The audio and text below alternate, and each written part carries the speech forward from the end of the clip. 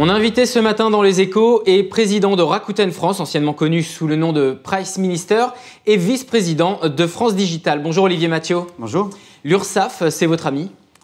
Alors effectivement, il y a eu cette petite phrase qui est facile à tweeter de la part du président de la République hier, face aux startups, oui, à Station F.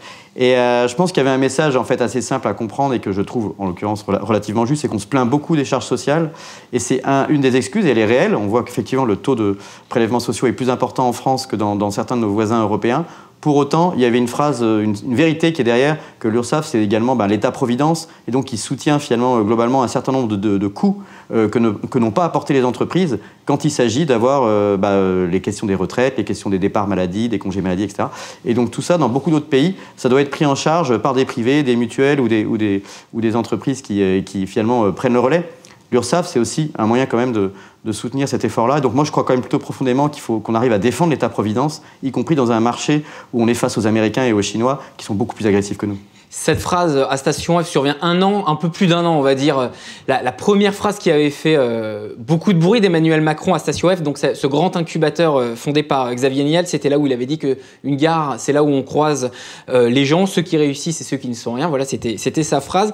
Sans revenir sur cette petite polémique, est-ce que depuis un an, l'arrivée d'Emmanuel Macron au pouvoir, pour les startups, pour les entrepreneurs, la vie a changé? Olivier Mathieu. Pour moi, il y a trois choses vraiment importantes qu'on peut retenir sur l'arrivée d'Emmanuel Macron. D'abord, c'est juste son arrivée à lui était symbolique, on va dire, plutôt que symptomatique, d'une nouvelle génération, donc nouveau président de la République, jeune, qui avait été déjà en charge de l'économie et qui avait pris des mesures en tant que ministre de l'économie sur les startups. Donc il incarnait une approche d'un gouvernement plus, en anglais, on dirait business friendly, donc qui est plus proche des entreprises, pas au sens les entreprises contre les salariés, mais plutôt de la réconciliation et du rôle aussi de l'entreprise dans la société, l'entreprise qui a aussi un rôle civique. Et d'ailleurs, il l'a rappelé parce qu'il a dit qu'un des points importants, c'était l'aspect qu'on appelle nous tech for good, c'est mettre les startups et la responsabilité des entrepreneurs aussi au service du bien commun. Le good, c'est le bien commun, le bien général. Et ça, c'est une petite voix intéressante à faire entendre face à la vision justement chinoise et américaine que je dénonçais tout à l'heure comme étant un petit peu, je dirais, assourdissante aujourd'hui sur le marché mondial. D'où ce que vous disiez, donc, effectivement, sur concilier et start-up, et en même temps, l'État-providence. Ouais, les deux, la Startup Nation ne va pas contre l'État-providence, oui, contrairement... Et ça inclut aussi des questions de développement durable sur lesquelles on a souvent du mal avec Donald Trump, par exemple. Donc la voix de Macron en tant que porteur de l'esprit entrepreneurial français, ça a complètement changé notre image. Ça, c'est très important. Ensuite, il a mis en place la flat tax. On se rappelle qu'à l'époque des pigeons qui s'étaient mobilisés au début de François Hollande, ça avait été très compliqué d'avoir un impôt juste sur les plus-values. Là, maintenant, il y a une flat tax, c'est-à-dire un impôt simple, on appelle ça un prélèvement unique, un PFU, un prélèvement unique, qui permet d'avoir une lisibilité beaucoup plus claire. C'est pas une révolution parce qu'on avait déjà des seuils relativement acceptables, mais aujourd'hui au moins c'est beaucoup plus simple et beaucoup plus lisible.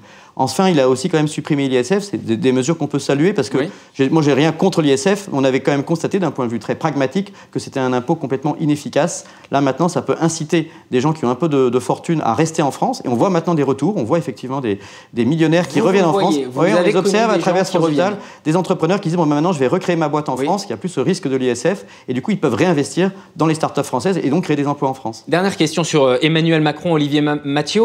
Il y a cette loi Pacte qui a été votée. L'objectif du gouvernement, c'est notamment de faire grandir les entreprises en attaquant notamment les seuils sociaux, c'est-à-dire toutes ces mesures qui arrivent à une entreprise à partir de certains nombres de salariés, notamment le seuil de 20 salariés.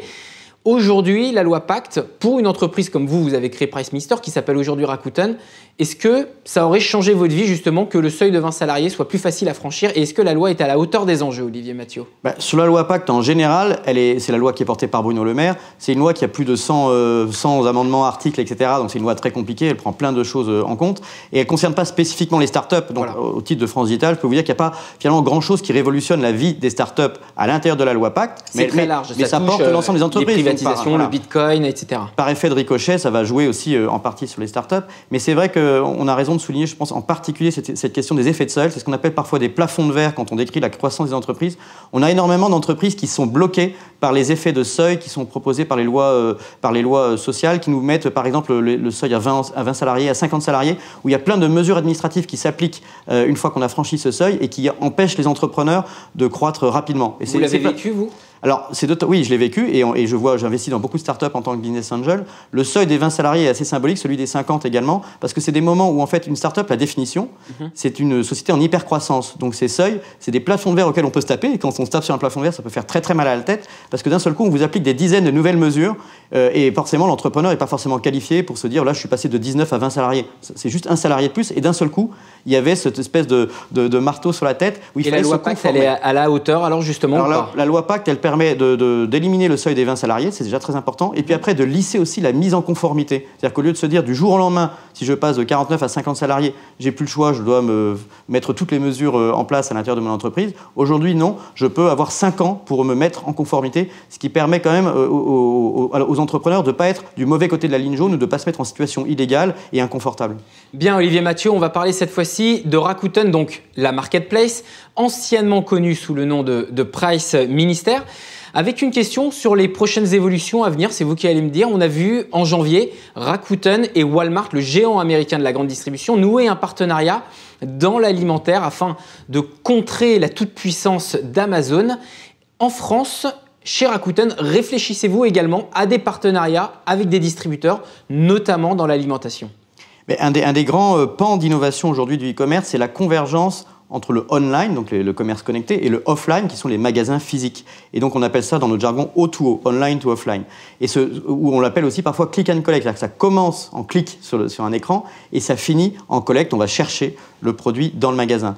Et donc les convergences entre ces univers permettent d'avoir des palettes de catégories beaucoup plus diversifiées. On parle de l'alimentaire, on pourrait par exemple se mettre à vendre des fleurs en ligne encore plus facilement en mettant en réseau, je sais pas moi, les distributeurs de fleurs qui sont dans la rue. C'est-à-dire qu'on pourrait acheter son bouquet de fleurs par exemple sur une application mobile. Ensuite, on vous dit localement où est-ce qu'elle est grâce au GPS et puis vous allez le chercher déjà payé sans faire la queue. Le produit est déjà prêt, le fleuriste l'a déjà préparé et vous allez le ramasser si vous voulez, dans le magasin physique. Et donc ça peut être pareil sur le commerce du vin, sur le commerce des fruits frais, sur le commerce de l'alimentaire en général. Et en France, vous allez justement vous lancer dans cette activité ? Ce qu'on appelle le click and collect, on l'a lancé d'ailleurs, c'était un des projets très importants que j'ai voulu soutenir depuis plusieurs années, mais c'est compliqué parce qu'il faut s'interfacer avec les stocks des distributeurs physiques. On a lancé là aujourd'hui un pilote avec le groupe de distribution Boulanger dans l'électroménager.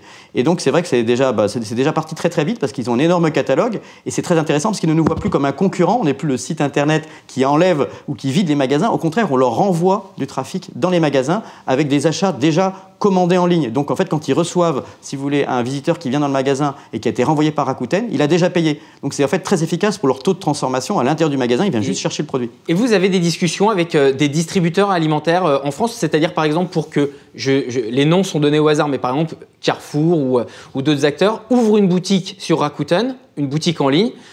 L'internaute fait ses courses donc, dans cette boutique en ligne chez Rakuten qui est de chez Carrefour et il se fait livrer les courses par Carrefour où il va les retirer en magasin. Vous avez des discussions avec des distributeurs ? Absolument, je pense que c'est la prochaine étape. Aujourd'hui, il y a deux grands marchés qui ne sont pas encore assez ouverts pour le e-commerce, c'est celui de l'alimentaire et puis probablement aussi celui de la santé qui reste encore à explorer parce qu'il est très régulé. Donc, ces deux marchés... C'est la prochaine étape ou oui, vous avez des discussions, Olivier ? Alors, je peux être un peu plus spécifique, mais on a des discussions, en tout cas très avancées avec des distributeurs. Le plus simple à résoudre, c'est probablement dans les villes, parce qu'aujourd'hui, la concentration dans les villes est très importante. Donc, c'est là où il y a beaucoup aussi de petits points de vente qui distribuent de l'alimentaire.